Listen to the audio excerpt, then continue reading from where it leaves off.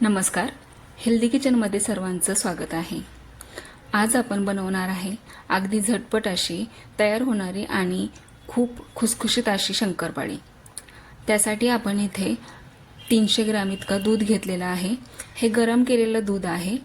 त्याचबरोबर यामध्ये आपण 300 ग्रॅम एवढी पिठी साखर मिक्स करणार आहोत. तुमच्या आवडीप्रमाणे थोडी कमी घेतली तरी चालेल. त्याचबरोबर आपण इथे 250 ग्रॅम इतकं साजूक तूप घेतलेलं आहे. सर्व साहित्य आपण दुधामध्ये मिक्स करून घेणार आहोत. दूध गरम असल्यामुळं तूप आणि साखर पटकन वितळते. अशा प्रकारे आपण हे सगळं वितळवून घेतलेलं आहे. आता हे कोमट होण्यासाठी ठेवून द्यायचं.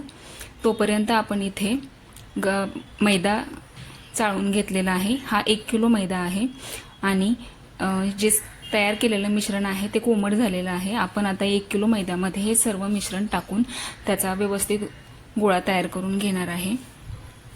गुठळ्या न होऊ देता हे पटपट मळून घ्यायचं आहे, कारण हे जर थंड झालं तर त्याच्यामधील तूप जे आहे ते आळलं जातं आणि मग पटकन मळता येत नाही.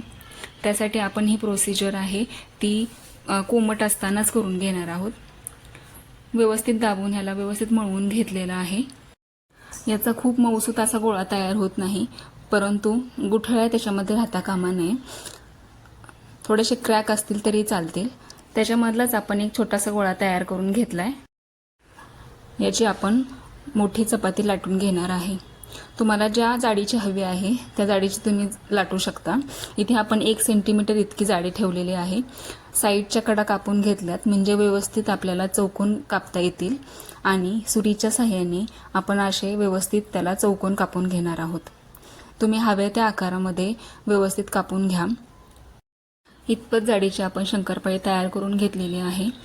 आपलं तेल हे आता तापलेलं आहे. आता ते गरम तेलामध्येच आपण ह्या शंकरपाळ्या टाकून घेणार आहेत. शंकरपाळीसाठी तेल मध्यम गरम करायचं. जास्त कडकही नको आणि खूप थंडही नको.